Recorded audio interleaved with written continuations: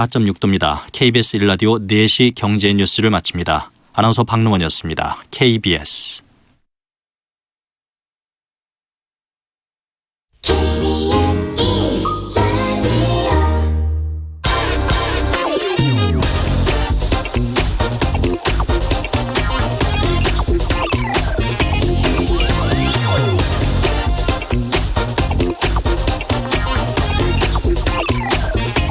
네, 제게 돈, 투자에 관한 영감을 준 곳은 한국감정원 도서관이었습니다.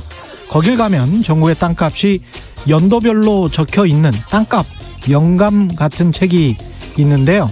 그걸 혼자 앉아서 조용히 보다 보니까 그런 생각이 들었습니다. 6, 70년대 호남 평야의 땅값보다 싼, 그때는 서울도 아니었던 지금 잠실의 뽕밭 또는 반포의 습지. 그런데 왜 그때 사람들은 잠실 뽕밭이나 서울 인근 땅에 투자하지 않고 자기 고향 마을 주변 전답, 농과 밭을 샀을까? 그 해답은 70년대 서울시 도시개발국장을 역임했던 분을 인터뷰하면서 알 수 있었죠. 당시는 공업의 시대가 아니라 농업의 시대였고 도시화가 별로 진척되지 않았으며 사람들의 생각은 곧 펼쳐질 대도시 서울의 미래나 그 미래가 꿈틀거리는 현재가 아니라 과거에 머물러 있었기 때문이라고 합니다. 세상은 이미 변하고 있는데 인간의 굳어진 사고는 그렇게 빨리 변하는 세상을 꿰뚫어 보는 게 쉽지 않죠. 그래서 오늘 우스갯소리처럼 누군가가 라떼 이즈 호스라고 저에게 말하면서 눈웃음을 칠 때 저는 스스로를 돌아보게 됩니다. 제가 생각이 과거에 머물면 안 되겠구나. 그럼 사고가 굳고 생각이 딱딱해지고 그렇게 되면 유연하지 못하게 되고 유연하지 못하면 상상을 못하게 되고 상상을 못하게 되면 꿈도 못 꾸고 미래도 보이지 않겠구나. 미래가 보이지 않는다면 투자의 아이디어도 찾을 수 없는 것이지 뭐 그런 생각을 하게 되죠. 참, 라떼 is horse, 이게 무슨 말이냐고요? 라떼 is horse는 요즘 유행하는 콩글리시입니다. 뜻은 라떼는 말이야, 라떼는 말이야, 이런 뜻이라고 합니다. 제 주변에도 찔리실 분들 많을 것 같습니다. 라떼 is horse, 라떼는 말이야. 네, 월요일 아침입니다. 웃으면서 시작합시다. 세상에 이익이 되는 방송 최경영의 경제쇼 출발합니다. 저는 진실탐사 엔터테이너 최경영입니다. 오늘도 유튜브로 함께 할 수 있습니다. 들어와 주십시오. 라떼는 말이야. 안녕하십니까?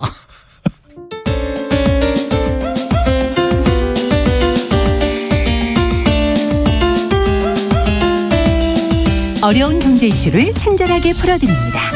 돈 되는 경제 정보를 발빠르게 전해드립니다. 예리하면서도 따뜻한 신사 이종우 이코노미스트의 원포인트 경제 레슨. 네, 국내외 경제 흐름을 분석하고 실질적인 투자 정보도 전해드리는 원포인트 경제 레슨 시간이죠. 오늘도 이종우 이코노미스트 스튜디오에 나오셨습니다. 안녕하세요. 예, 안녕하세요. 예. 오프닝이 참 재밌네요. 라떼는 말이야. 예. 많이 해보셨죠? 사실은 그 고위직까지 쭉 역임을 하셨지 않습니까? 그렇죠. 예, 증권사에서. 그 말을 아마 제일 싫어할 거고요. 라떼는 말이야. 이렇게. 예. 그다음에 또 하나는 후배 직원들이 제일 싫어하죠, 그 말. 예. 그리고 상상을 말씀하셨는데 예. 참 그 피부에 와닿는다라는 생각이 드는 게 제가 생각해 보니까 상상을 잘했었으면 엄청난 부자가 될 수 있는 기회가 있었다라는 생각이 상당히 많이 들어요.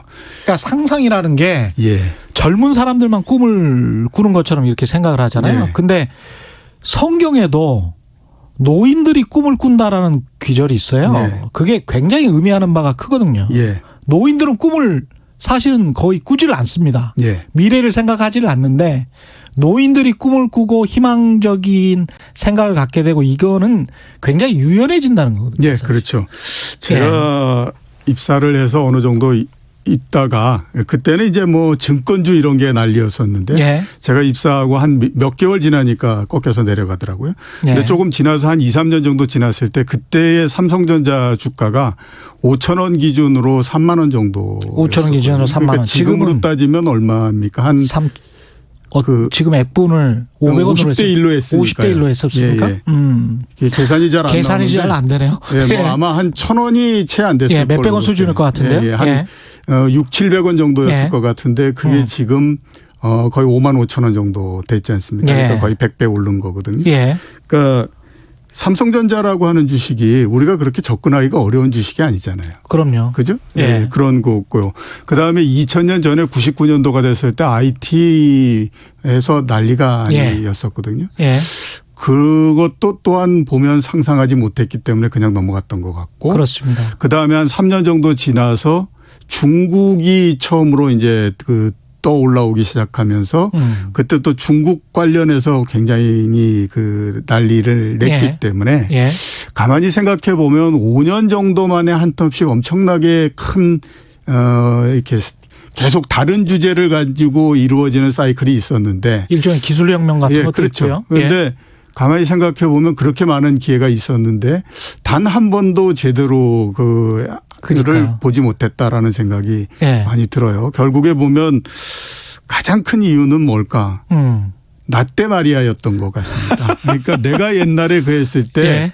그걸 봤는데 저거 말도 안 되는 저거 거야. 안 돼, 뭐 저거 안 이러면서 돼. 그걸 예. 했는데 예. 세상은 그만큼 굉장히 많이 바뀌었는데 그렇죠. 결국 그거를 상상하지 못했기 때문에 그 모든 것들을 다 놓쳤다. 이런 생각이 많이 듭니다. 어떻게 생각해 보면 노키아 같은 회사가 망하고 그 수많은 엔지니어들이 나와서 그중에서 앵그리버드 같은 엄청난 어플리케이션이 개발이 되고 이런 것들도 사실은 상상을 못 했었거든요. 예, 그렇죠. 노키아 망하고 핀란드 끝나는 줄 알았어요. 예. 근데 완전히 다시 부흥했지 않습니까? 네이버가 어제 계산을 해봤더니 5천 원 기준으로 해서 주가가 910만 원인가 하더라고요. 그러니까 그것도 또한 그렇죠. 세상이 이렇게 바뀔 수 있다라고 하는 거를 어떻게 생각하면 조금만 더 고민을 해봤으면 상당히 이해를 할 수 있는 부분이잖아요. 그렇습니다. 예. 그런데도 그냥 넘어간 거는 제가 봤을 때 상상력이 없었다. 그런 그렇죠. 생각이 좀 많이 듭니다. 그래서 가끔 멍 때리면서 상상을 좀 해보는 것도 필요할 것 같습니다. 네, 그러면 상사가 싫어하시죠. 그래서 왜 쓸데없는 점에 예. 생각하고 있다고. 나 때는 말이야 정말 열심히 일만 했어 뭐 이런 이야기를 하실 것 같습니다. 키워드로 풀어보는 내년 투자 시장이 오늘의 주제인데 예. 먼저 지난주에 정부가 2020 예. 내년 경제정책 방향을 발표했습니다. 예. 이게 주목할 만한 포인트가 좀 있나요? 예, 크게 네 가지 이제 정책 방향을 정했습니다. 혁신 동력 강화, 경제 체질 개선, 포용 기반 확충, 미래 선제 대응 이렇게 이제 네 가지를 내놨는데 세부적인 것들이 조금 더 중요하다라고 봐야 되죠. 투자를 통해서 경기를 활성화시키고 그 다음에 관광객 오는 것을 포함해서 내수를 확대시키고 그 다음에 그 시스템 반도체나 바이오, 전기차를 통해서 혁신 성장을 한다. 예. 그 다음에 이를 만들기 위한 규제 혁신을 한다. 이게 이제 전체적인 그 그림인데요. 예. 아마 청취자들께서 좀 특이하다라고 생각하는 부분들은 성장률 2.4%로 굉장히 높게 예. 발표를 한 부분입니다. 그렇죠. 예. 제가 생각했을 때는 이렇게 경제 정책 방향을 1년 다음 연도에 어떤 경제 정책 방향을 갖고 오겠다라고 해서 이렇게 크게 그 얘기를 하고 했던 거는 별로 그렇게 그 전례가 없었다라는 생각이 들어요. 그러니까 예. 상당히 좀 정부는 야심차게 얘기했다라는 생각이 많이 드는데요. 예. 그러니까 왜 이럴까라고 생각해 보면 내년도가 되면 지금 정부가 이제 그 반환점을 더 돌아서 더 내려가지 않습니까? 그러니까 예. 이제 한 2년 정도 임기가 이렇게 남은 그렇죠. 셈이 되지 않습니까? 예. 2년 동안 앞으로 정부가 뭘 하겠다라고 하는 걸 명확히 밝혔다라고 저는 생각이 들거든요. 그러니까 다른 것보다도 경제를 활성화시키는 쪽에 올인을 하겠다라고 하는 거를 이번에 그 얘기를 했다라고 보이는데 그럴 수 있는 것들도 정치적으로 우리가 스케줄을 보면 내년도 4월 달에 총선이 지나고 나면 별다른 정치적인 스케줄이 없지 않습니까? 그다음 대선 때까지는. 네. 그다음에 또 오늘 그 검찰개혁법이 통과됐긴 했지만 검찰개혁법이 이제 국회를 통과하고 나면 그 역시 정치적으로는 특별하게 큰 이벤트나 이런 것들은 없는 상태거든요. 맞습니다. 예. 결국 그 정부가 앞으로 계속해서 이 남은 2년 동안 경제에 올인을 하겠다라고 하는 것들을 얘기하는 것 같고요. 그거는 이번 총리 선임에도 나타나는 형태이죠. 원래 이제 김준표 총리 후보자를 하겠다라고 얘기했다가 네. 중간에 이제 그 다른 게 이제 그 정세균 그 의장으로 이렇게 바뀌었지 않습니까? 네. 두 분들의 공통점이 경제와 관련한 경제 관료였거나 아니면 또 뭐 그렇습니다. 예. 경제 그 관련한 이런 그 경험들을 갖고 있다라고 하는 거기 때문에 이런 것까지를 다 모으게 되면 아마 정부가 내년도 얘기하는 것 이상으로서 남은 임기 동안에 경제에 올인하겠다라고 하는 거를 얘기하지 않았나 이런 생각이 좀 듭니다. 저는 2020 정책 방향에서 좀 특이했던 게 관광 쪽을 많이 인센티브를 많이 주는 것 예. 그것도 좀 특이하게 봤고요. 제가 관광업계에 있는 분에게 들으니까 국내 관광 같은 경우가 좀 슬픈 이야기이긴 합니다만은 홍콩이 저렇게 이제 중국으로부터 탄압을 받고 때려 맞으니까 사람들이 잘 안 간단 말이죠. 예. 특히 이제 홍콩 같은 경우에 이제 큰 돈을 쓰는 사람들이 꽤 많이 갔었고 그렇죠. 그랬었는데 그 시장이 죽으면서 동북아 쪽, 동남아 쪽에서 패키지로 묶어서 방문할 수 있는 시장이 한 군데가 줄어들어 버려서 네. 그게 이제 한국으로 대체되고 있다. 그러면서 상당히 그 시장이 확대되고 있다. 그래서 내년도도 그렇고 내후년도도 그렇고 예약이 상당히 잘 되고 있다는 네. 그런 소식을 들었습니다. 그래서 그런 점들은 한번 투자 포인트로 생각해 보셔도 될 것 같습니다. 예. 예.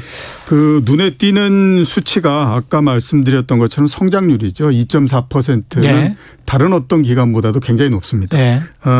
지금 올해가 2.0%가 좀 안 될 거라고 예상을 하고 있고 그다음에 뭐 한국은행을 비롯해서 KDI 같은 데도 2.1, 2.2 요 정도 수준이거든요. 예. 그다음에 그 IMF 이런 데도 2.3% 이런 정도인데 정부가 굉장히 높게 얘기를 했는데요. 정부는 항상 언제든지 모든 기간보다는 가장 높게 얘기를 합니다. 좀 긍정적으로 이야기하죠. 예, 그렇죠. 예. 이게 우리가 좀 구분을 해야 될 게 다른 그 기관들에서 얘기하는 거는 경제 전망치인 거고요. 예. 그다음에 정부에서 얘기하는 건 경제 목표치인 거거든요. 그러니까 그렇군요. 어느 정도를 목표로 해서 하겠다라고 하는 거인데다가 또 정부가 설정하는 목표치가 너무 낮게 되면 그 국민들한테 와닿는 부분이 좀 다르잖아요. 정부도 경제를 굉장히 안 좋게 보는구나 이렇게 해서 경제 심리적인 위축이 생기기 때문에 이거를 항상 보게 되면 정부는 좀 높게 얘기를 예. 하고 예. 이렇게 되는데 그렇게 되다 보니까 이제 연말이 되면 경제부 기자들한테 굉장히 욕을 얻어먹죠. 그렇죠. 이렇게 뭐 높게 이렇게 가고 그러는데 예. 이번도 역시 마찬가지인데 그 경제 성장률을 2.4%를 달성하겠다라고 하는 그 핵심적인 그 포인트가 세 개입니다. 하나는 반도체고 또 하나는 설비 투자, 세 번째는 재정인데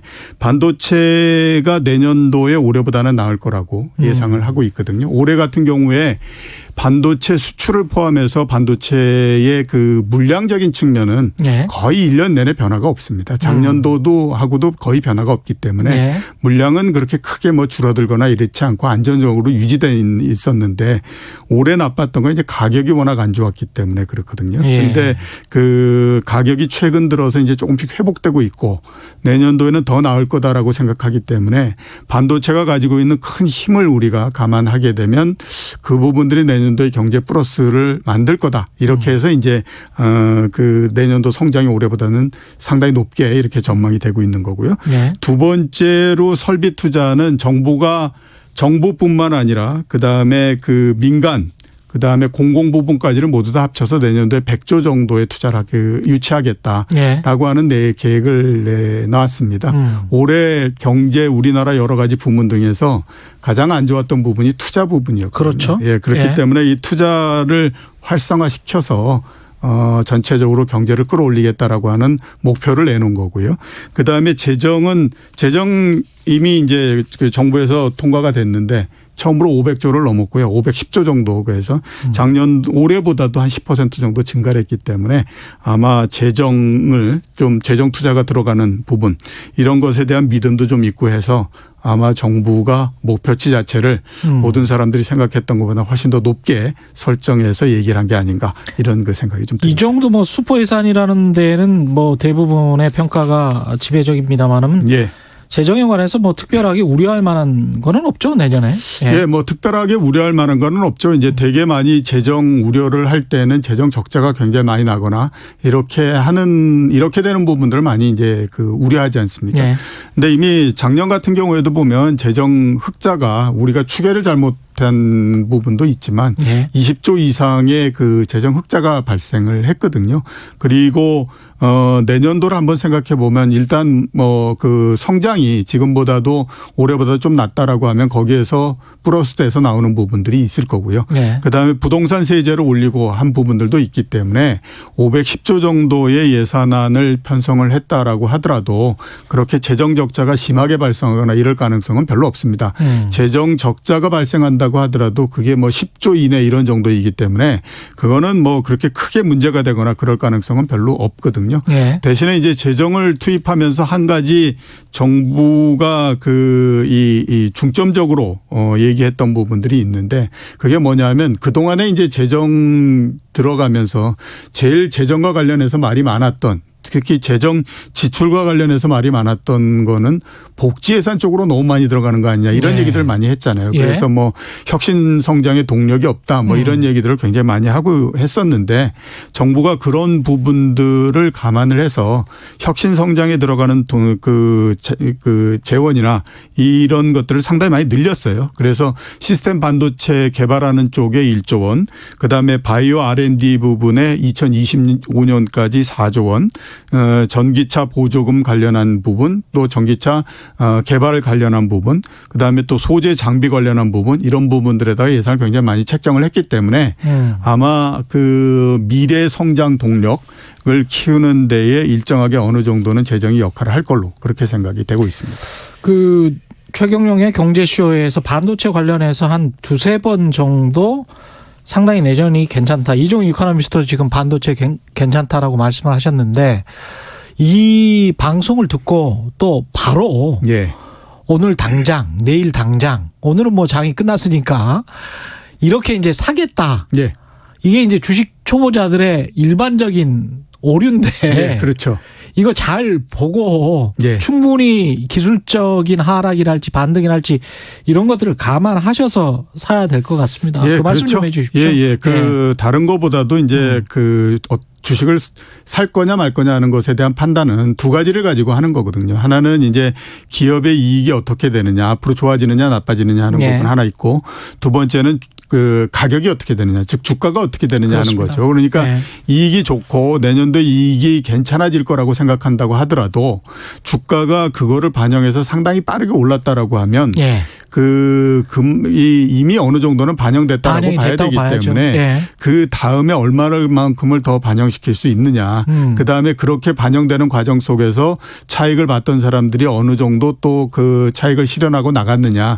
이런 것들을 감안을 해야 되거든요. 그런데 지난주까지 한번 우리가 보면 삼성전자 주가가 사상 최고치에 거의 근접해 갔습니다. 사상 최고치가 57,500원이었었는데 지난주에 장중에 57,000원 정도까지도 올라갔거든요. 그러니까 사상 최고치를 넘는다라고 하는 거는 이건 그냥 가기가 어려운 거죠. 한 번 정도는 정리를 하고 그다음에 전열을 정비해서 가야 되는. 천장에 머리를 몇 번씩 이렇게 맞고 떨어지고 보통 그렇거든요. 주가라는 것이. 거기에다가 삼성전자의 사상 최고치가 이번 같은 경우에는 또 상당히 의미가 있고 이거를 단숨에 뚫기가 어렵다라고 생각할 수밖에 없는 게 작년도 같은 경우에 삼성전자의 영업이익이 60조 정도였거든요. 그게 올해에 거의 5조 요 정도로 줄어들었는데 내년도에 이익이 정말로 늘어난다고 하더라도 지금 50조를 바라보는 사람은 없습니다. 그러니까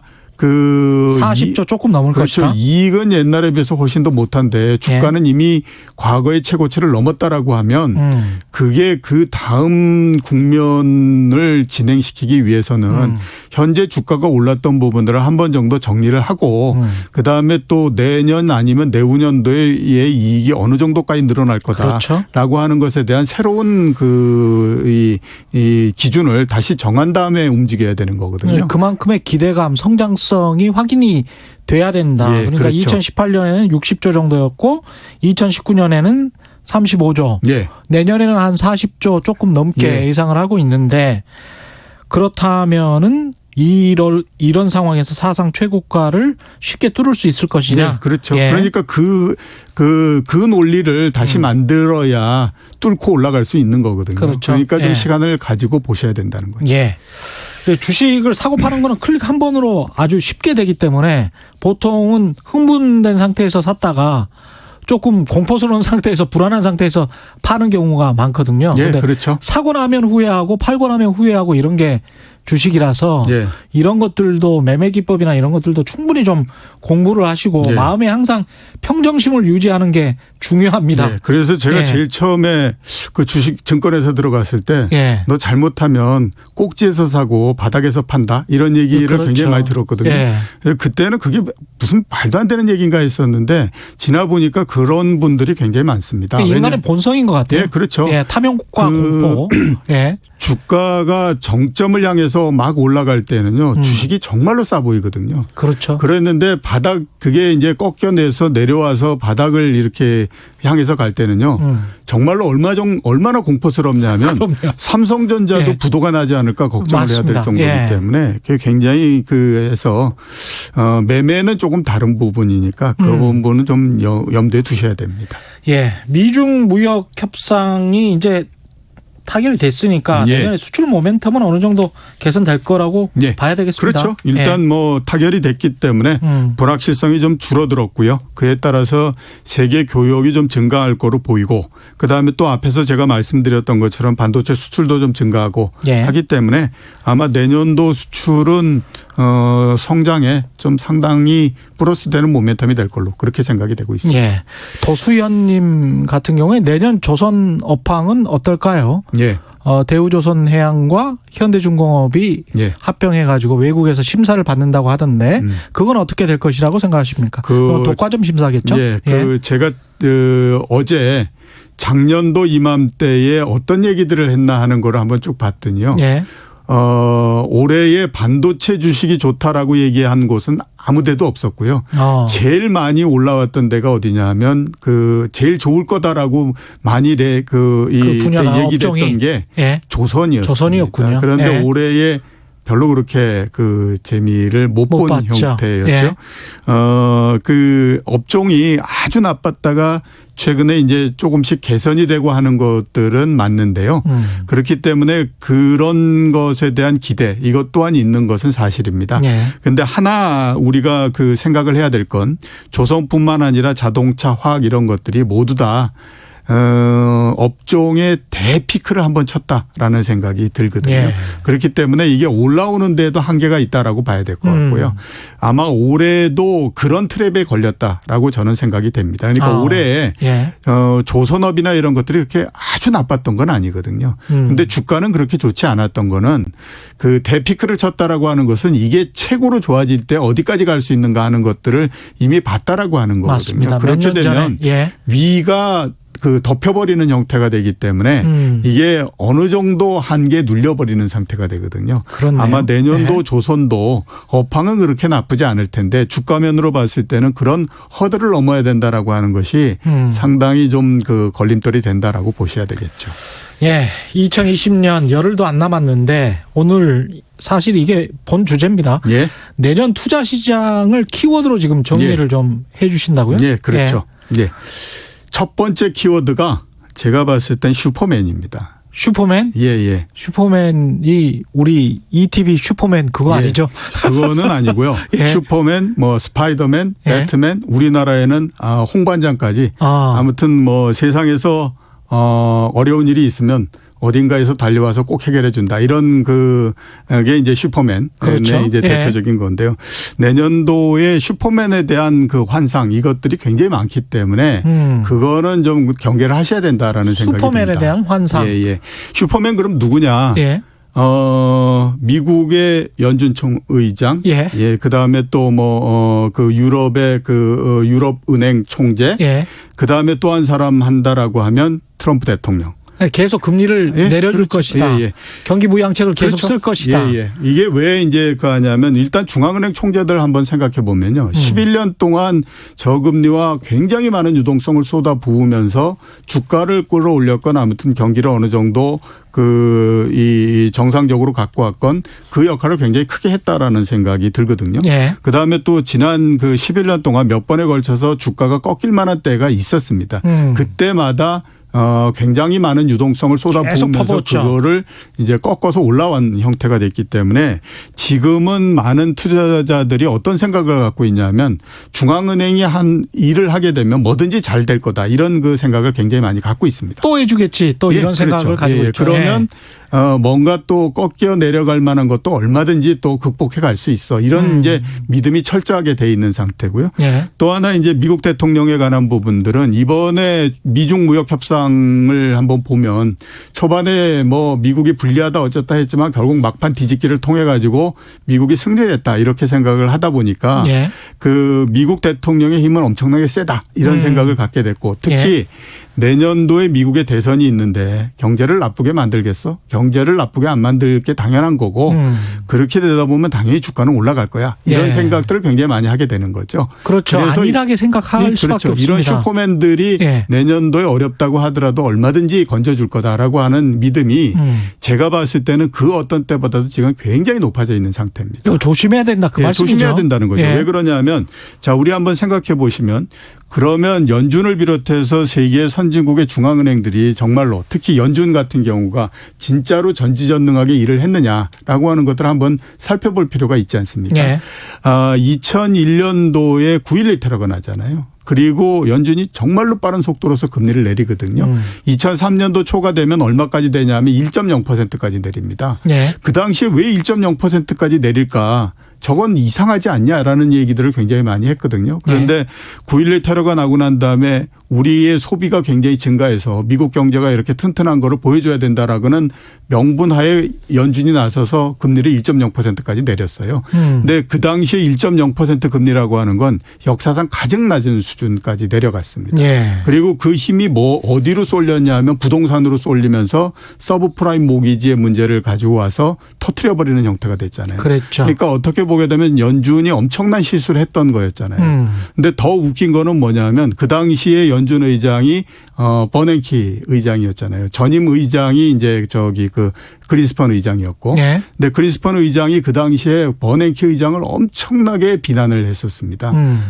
정책 능력이 얼마나 떨어지면 이런 일을 만들어내느냐 막 이렇게 그랬었는데 가만히 생각해 보면 원인 제공은 그린스판이 했던 거였거든요. 예. 버냉키는 그거를 안고 그다음에 그렇죠. 난리가 났을 뿐이지 그랬는데 그래서 야 여기는 정책 능력도 그저 그런 데다가 이게 뭐 서로 간에 난리가 아니구나 이런 생각이 들었거든요. 예. 그러니까 연준이 보면 그 절대자가 아닙니다. 그런데 지금은 그 절대자라고 생각하기 때문에 굉장히 문제가 생긴 그렇죠. 이런 부분인 것 같고. 이 점을 이제 강조하시는 것 같아요. 반복되는 자본주의 경기 순환 사이클을 어떤 정부도 미국이라도 막아낼 수는 없다. 예, 그렇죠. 예. 그다음에 또 대통령 한번 생각해 보면요. 그러면 항상 미국의 대통령 선거가 있기 전에는 굉장히 좋을 거다라고 생각하지 않습니까? 2000년도 같은 경우에 IT 버블 터졌거든요. 2008년도에 금융위기 났잖아요. 예. 그게 전부 다 대통령 선거가 있었던 때이고요. 예. 그다음에 그 2008년도에 엘고어 같은 경우가 IT 얘기했지만 그 IT 버블이 그해 터졌거든요. 그렇습니다. 그러니까 예. 미국의 대통령도 아까 말씀하셨던 것처럼 경기가 좋을 때는 연준이나 미국 대통령의 힘이 정말로 굉장히 센 것처럼 잘 먹히는 겁니다. 근데 경기가 둔화되게 되면 뭔지 모르게 안 먹히면서 굉장히 삐걱댈 수밖에 없거든요. 그게 당연히 자본주의 시장이 그럴 수밖에 없는 것이죠, 사실은. 그렇죠. 예. 그러니까 지금 내년도를 생각하면서 가장 경계해야 될 부분은 슈퍼맨은 없다라는데 슈퍼맨이 있다라고 생각하게 되면 과거에 우리가 몇 년 동안 계속 겪어왔던 것처럼 많은 실수를 투자시장에서 할 가능성이 있으니까 예. 그 부분들에 대한 희망을 너무 크게 갖지는 말아야 된다. 이런 생각이 듭니다. 사랑이님, 전에 이종우 쌤이 은행주 권하실 때 샀어야 했는데 지금 너무 많이 올랐음. 은행주 권하기도 했었고 예. 삼성전자 권하기도 했었고 다 지난 여름 이야기인데요. 그러니까 이제 최경영의 경제쇼를 꾸준히 보고 믿으셔야 합니다. 예, 굉장히 안 좋을 때 권하거든요. 예, 그러니까 그렇죠. 대부분의 저희들이 패널들도 마찬가지고 굉장히 안 좋을 때 위험하다고 생각될 때 그러나 펀더멘탈은 튼튼하다는 판단이 있을 때 권하기 때문에 이렇게 부안해도 가는 것보다는 훨씬 더 나을 것 같습니다. 예. 김준호님, 최경영 기자는 주식하십니까? 주식은 너무 어려워요. 로봇펀드는 어떨까요? 전 주식한 지가 20년이 넘었고요. 예. 관련된 서적만 아마도 영어 서적까지 포함하면 한 100권은 넘게 읽었을 것 같습니다. 그래서 거의 준 전문 투자자다라고 말해도 될 것 같고요. 로봇펀드는 어떨까요? 이거는 어떻게 생각하십니까? 그러니까 인간의 네. 그 감정을 이렇게 그 전부 제거하고 이제 그 나오는 신호만 가지고 충실하게 하자. 네. 이제 이런 거거든요. 제가 생각했을 때는 그 원칙에 충실하다라고 하면 괜찮을 것 같습니다. 그러니까 뭐 매도 신호가 나오면 매도를 하고 이렇게 하면 되는데 이게 문제가 뭐냐면 과거에도 이런 것들을 만들었었는데 그 네. 중간에 사람들의 생각을 개입을 시켜버립니다. 왜냐하면 사람이 그거를 이제 그 프로그램을 운영하는 사람이 있잖아요. 네. 그 사람이 이게 이렇게 많이 떨어졌는데 여기에서 또 처분을 하고 그러면 내 펀드의 수익률이 얼만큼 떨어질 텐데 이런 것들이 들어가서 그렇죠. 프로그램 자체를 그 사람이 조작을 해버리는 형태가 되면 이게 생각지도 않는 형태가 나와버리거든요. 네. 그렇기 때문에 원래 원칙에 충실하게 간다라고 하면 저는 그거는 괜찮다라고 그거는 괜찮다. 예. 네. 두 번째, 우리 7번째까지 해야 되는데요. 예. 두 번째는 빨리 해야 되겠습니다. 두 번째는 예. 위기입니다. 위기. 아시는 것처럼 예. 중국을 중심으로 해서 굉장히 뭐 위기 얘기가 많이 나오고 있고요. 예. 이 위기 얘기가 많이 나온 것은 옛날서부터 중국의 그 기업 부채가 굉장히 많다라고 예. 하는 것들에서부터 시작하잖아요. 2008년도에 4조 달러 정도였거든요. 이 중국의 기업 부채가. 예. 2018년도 말에 얼마냐면 20조 달러입니다. 그러니까 5배가 늘어난 거죠. 20조 달러. 예, 예. 그러면 연간으로 20% 정도씩 증가를 한 거고요. 와. 그렇게 되니까 많은 사람들이 어떤 생각을 할 수밖에 없냐 하면 야, 그렇게 많이 늘어났는데 이게 정말로 안전하게 갈 수 있겠냐라고 하는 것에 대한 의문이 굉장히 많이 있는 상태입니다. 경제 성장률보다 훨씬 더 많이 늘어났고 그렇죠. 이게 공식 통계니까 이것보다 훨씬 더 사실은 부채가 있다라고 봐야 되는 볼 수 있는 그렇죠? 거죠. 예. 그렇게 되니까 예. 야, 이제 드디어 중국 경제도 6%도 성장이 안 되는 형태까지 내려왔으니 이제 저거 틀림없이 뭔가 문제가 거기에서부터 생길 거야. 예. 이런 이제 얘기들을 많이 합니다. 그래서 어떤 얘기까지 하냐면 자, 내년도에 중국이 위기가 날 가능성이 있고 그다음에 내년도가 아니라도 아무튼 내후년이든지 조만간 날 가능성이 있으니 그때 되면 우리가 중국으로 들어가서 중국 시장에서 굉장히 큰 수익을 낼 수 있는 기회가 온다. 이런 이제 얘기를 많이 하고 있거든요. 예.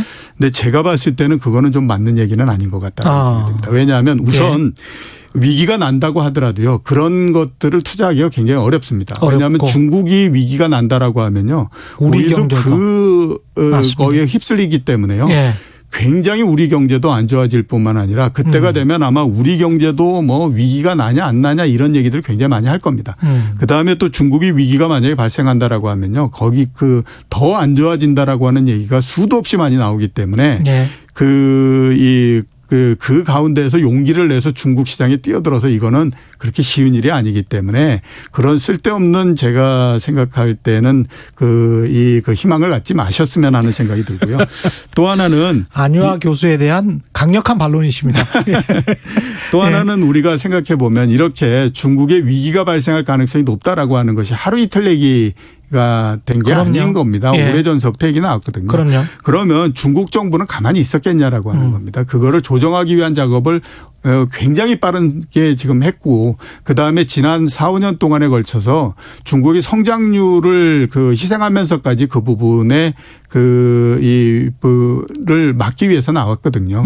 그래서 지금은 부실률이 옛날에 비해서는 상당히 떨어진 것이 사실입니다. 그렇기 때문에 그런 것들은 좀 감안을 해야 되거든요. 조금씩 구조조정은 해왔다. 예, 그렇기 때문에 이게 그렇게 중국처럼 굉장히 큰 나라가 그 어느 날 갑자기 위기가 발생하고 이럴 가능성이 그렇게 높지 않기 때문에 중국이 위기를 발생하면 뭔가를 해봐야지 이런 그 얘기를 그리고 그런 생각을 너무 갖지 않고 그냥 정상적인 상태에서 투자를 하셨으면 하는 생각이 저는 정상적인 상태에서 투자를 해도 2020년은 괜찮을 것 같다. 예, 세 번째는 어떤 키워드일까요?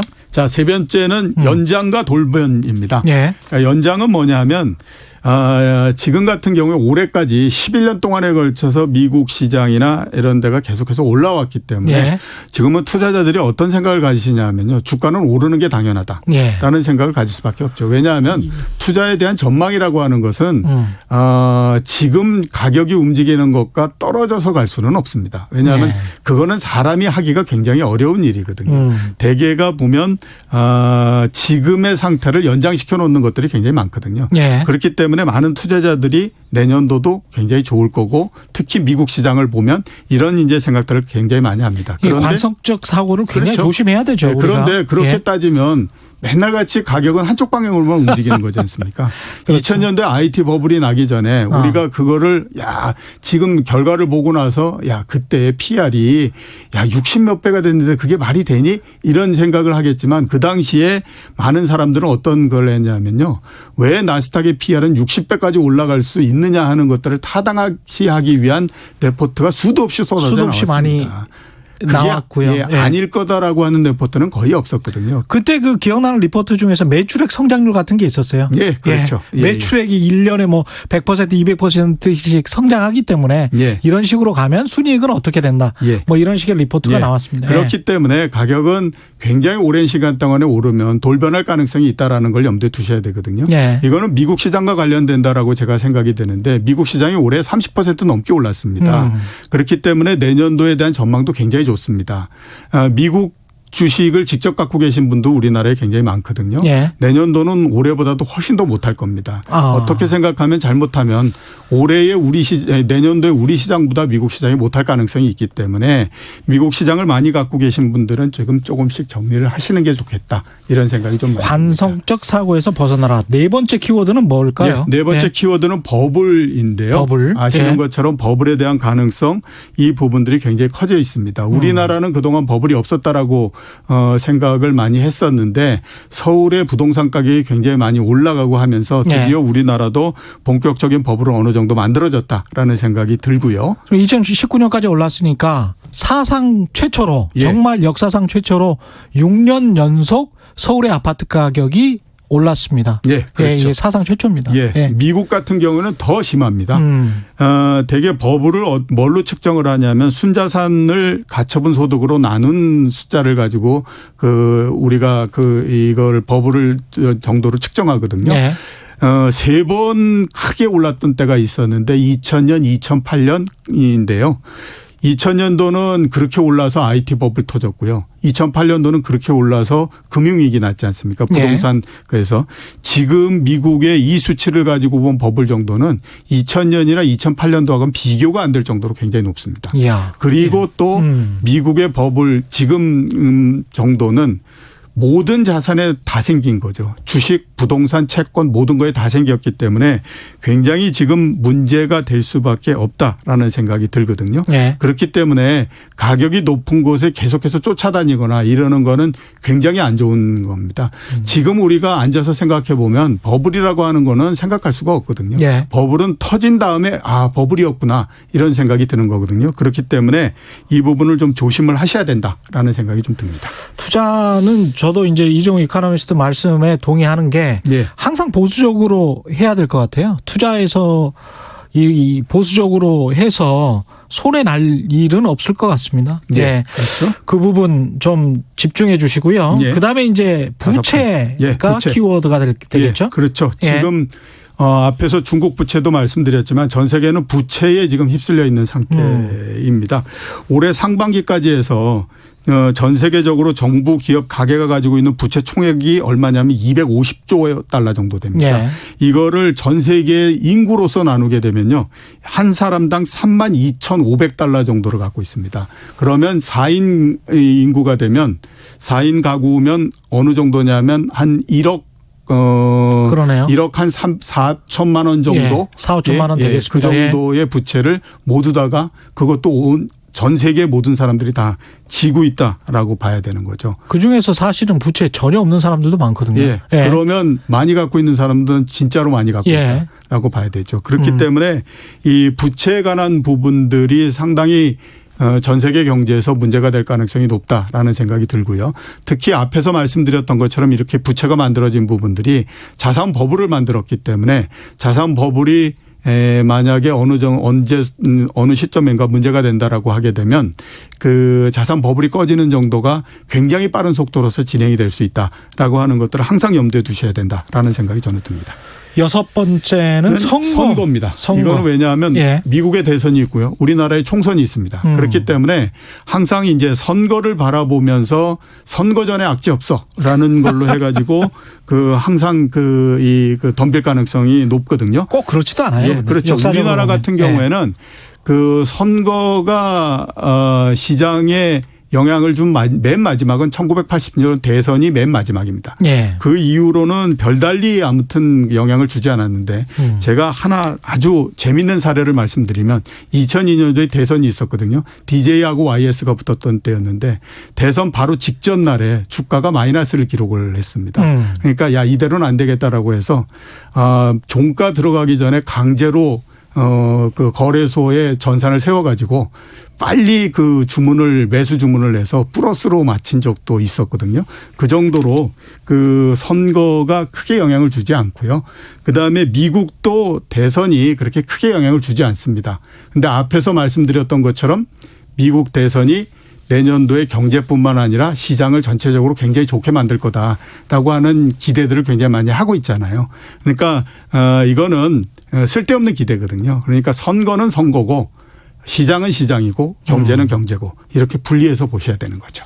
마지막 키워드를 소개해드리기 전에 문자 말씀드리겠습니다. 읽어드리겠습니다. 1052님 미시와 거시 미완의 경제 퍼즐을 재분해해서 숙련된 본 해석에 따른 차분한 퍼즐의 치열한 완성. 최경영의 경제쇼. 이거 좋은데요. 한번 제가 로고로 한번 만들어 보겠습니다. 아주 좋습니다. 고맙습니다. 7213님 돌반지가 20돈이 많으십니다. 장롱에 부자십니다. 3년째 있습니다. 이걸 그냥 가지고 있는 게 나을까요? 아니면 현금화해서 주식으로 장기 보유 어떻게 할까요? 저는 제가 잘한다고 칭찬하는 건 줄 알았더니 프로의 깨알 같은 아니 지금 잘 하셔서 예. 네. 저도 이렇게 제가 덤으로 칭찬받는 거예요. 그렇습니까? 예. 금은 글쎄 제가 보기에는 내년도는 그렇게 크게 오르거나 이럴 만한 부분들은 별로 없습니다. 없다. 예, 왜냐하면 국제 금 가격은 오를 수 있을 만큼은 올랐다라고 봐야 되고요. 지금이 온스당 1,500달러를 왔다 갔다 하고 이러는 상황인데 물론 과거에 1,800달러까지 올라간 적이 있습니다. 그런데 그거는 신흥국들에서 엄청나게 경제가 좋으면서 금에 대한 수요가 굉장히 많이 증가했기 때문에 그렇거든요. 네. 지금은 그럴 수 있는 상황이 아니라서 제가 봤을 때는 그렇게 많이 올라가거나 그러기는 어렵다라고 보셔야 됩니다. 예. 7213님 참고해 주십시오. 마지막 키워드는 뭘까요? 예, 차별입니다. 차별. 예, 아시는 것처럼 올해의 주식시장은 특히 우리나라 시장과 그다음에 선진국 시장은 굉장히 차별했습니다. 차별화 장세. 예, 그랬는데 내년도도 차별이 될 것 같은데 어떤 차별이 되냐. 내년도에 우리나라 시장은 박스권 내에서 머물고 미국 시장은 오히려 우리보다도 못하는 형태로 차별이 이루어지지 않을까. 우리는 조금 나을 수 있다. 그렇죠. 그렇게 그러나 미국은 좀 떨어질 수 있다. 그런 차별화 장세를 말씀하시는 것 같고요. 청취자들 입장에서 이런 7가지 키워드면 어떻게 해야 될까요?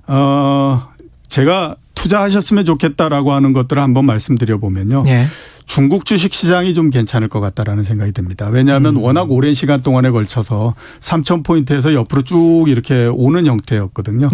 중국 시장이 전통적으로 오랜 시간 동안에 걸쳐서 옆으로 이렇게 쭉 가면서 그 자기의 가치를 찾아가다가 어떤 계기가 되면 갑자기 확 이렇게 올라가는 국면이 나옵니다. 2015년에 폭락한 뒤로 지금 계속 개거듭이란 말이죠.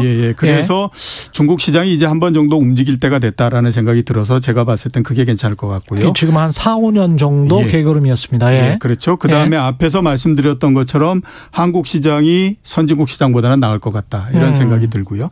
그다음에 이제 채권면으로 보면 신흥국 국채가 좀 나을 걸로 보입니다. 신흥국 국채가. 네, 왜냐하면 달러가 계속해서 앞으로 내년도에도 특히 약세가 될 가능성이 높거든요. 그러면 신흥국의 통화가 강세가 되기 때문에 일단 신흥국 국채 수익률도 6% 7% 정도 되는 데다가 그 달러 약세로 해서 신흥국의 통화가 강세가 되면 통화에 따라서 또 생기는 그 부수적인 이익까지 있기 때문에 여기 좀 괜찮다라는 생각이 들고요.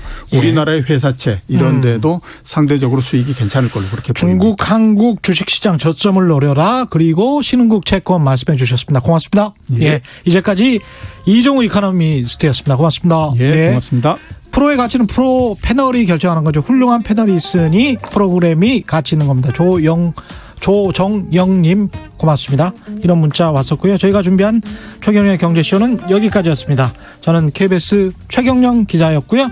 지금까지 세상에 이익이 되는 방송 최경영의 경제쇼였습니다.